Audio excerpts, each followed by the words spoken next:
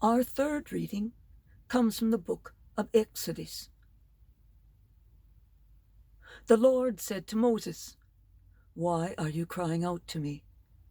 Tell the Israelites to go forward, and you lift your staff and, with hand outstretched over the sea, split the sea in two, that the Israelites may pass through it on dry land.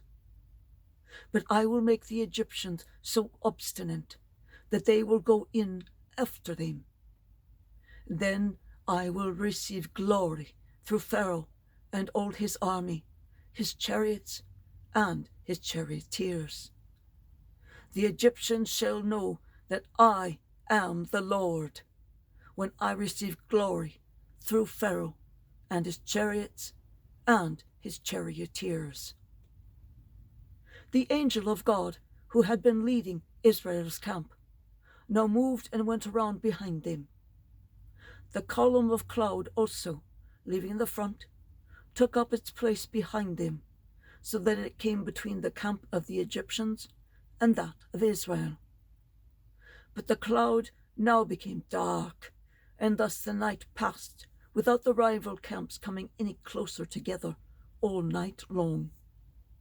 Then Moses stretched out his hand over the sea, and the Lord swept the sea with a strong east wind throughout the night, and so turned it into dry land. When the water thus was divided, the Israelites marched into the midst of the sea on dry land, with the water like a wall to their right and to their left. The Egyptians followed in pursuit. All of Pharaoh's horses and chariots and charioteers went after them right into the midst of the sea.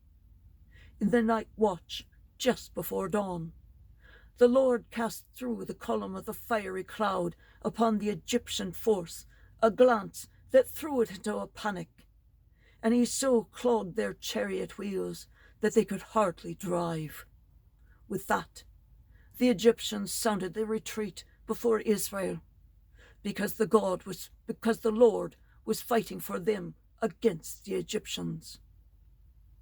Then the Lord told Moses, "Stretch out your hand over the sea, that the water may flow back upon the Egyptians, upon their chariots and their charioteers." So Moses stretched out his hand over the sea, and at dawn the sea flowed back to its normal depth.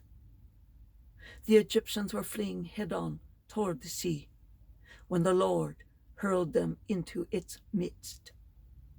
As the water flowed back, it covered the chariots and the charioteers of Pharaoh's whole army, which had followed the Israelites into the sea.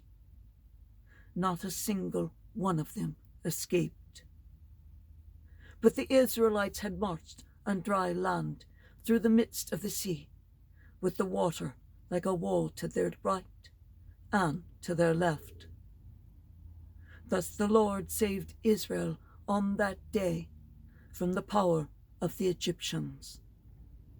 When Israel saw the Egyptians lying dead on the seashore, and beheld the great power that the Lord had shown against the Egyptians, they feared the Lord and believed in him and in his servant Moses. Then Moses and the Israelites sang this song to the Lord: "I will sing to the Lord, for he is gloriously triumphant.